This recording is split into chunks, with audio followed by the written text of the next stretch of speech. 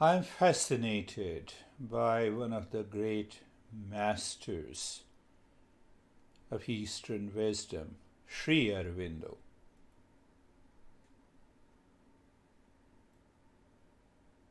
Why? Just understand in a very simple way during the waking hours, in the waking state,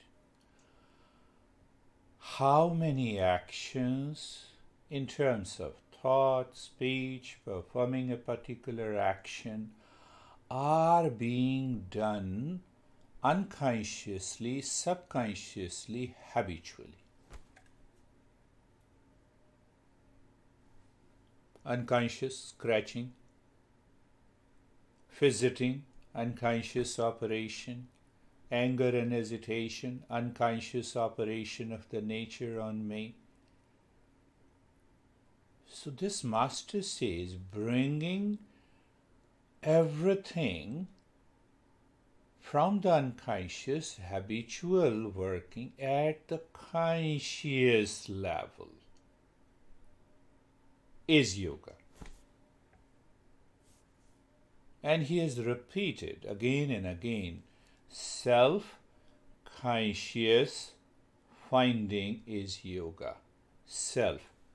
I have to own my responsibility to treat the path of yoga. Guru must be there as a pointer, so that your mind should not take a ramp, and you fall back, leading to the frustration. Self-conscious finding is yoga. So when I bring all my activities that is going on, operated by the nature, which is unconscious, at the conscious level, I have achieved the ultimate of yoga. He says self-conscious finding is yoga.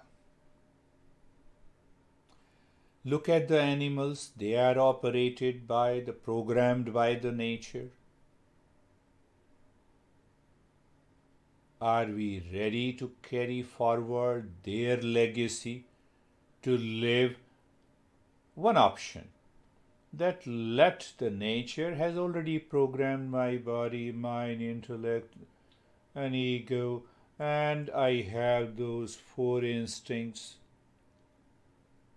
Nobody creates a desire for my food, for my sex, for my safety. I have it. There is no school for learning that. No, there is a school for learning of quality and the quantity of the food, but as such, they are known as the instincts. Can any animal regulate those instincts? Can we regulate the instinct? The moment we start regulating, I'm bringing those instincts at the conscious level. What is to eat, why to eat, when to eat, what is the right food, what is the content in terms of the quality and the quantity.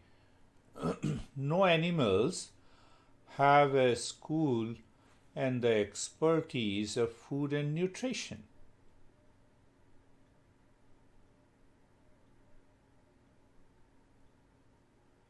Self-conscious finding is yoga.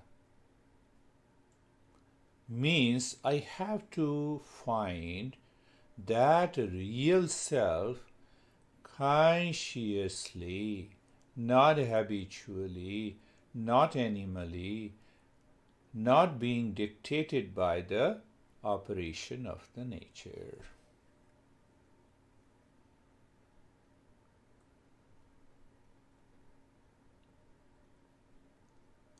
Why?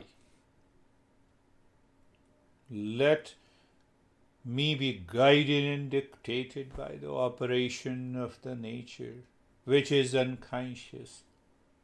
Let it happen. So what is going to happen? Nature is going to punish us through different ways of suffering. Pain, reaction, anger will continue.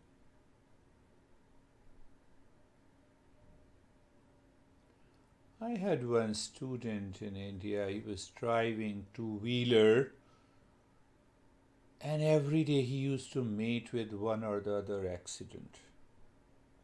Small maybe. And he always come to me and said, then I always forget it. Today also it happened. This is what happens because of unconscious operation of the nature. We follow it, so it will happen. And I asked him, just learn the art of relaxation.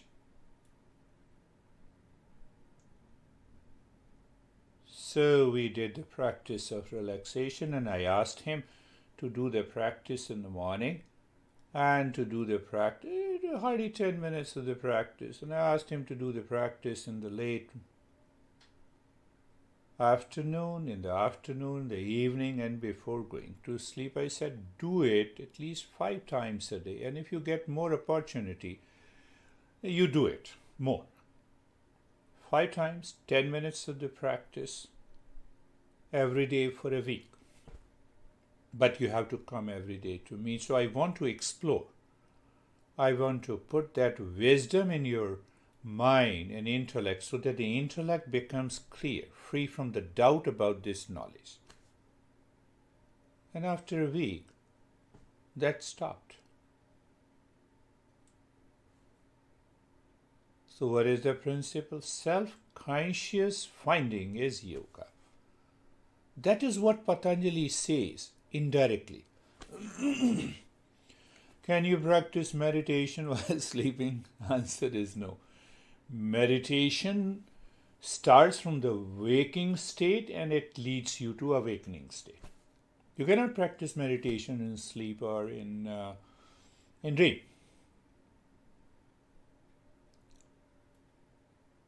So that is what the Master Aurobindo says. Self-conscious finding is yoga. And that is how Patanjali is explaining in the very first sutra, At Yoga Anushasanam.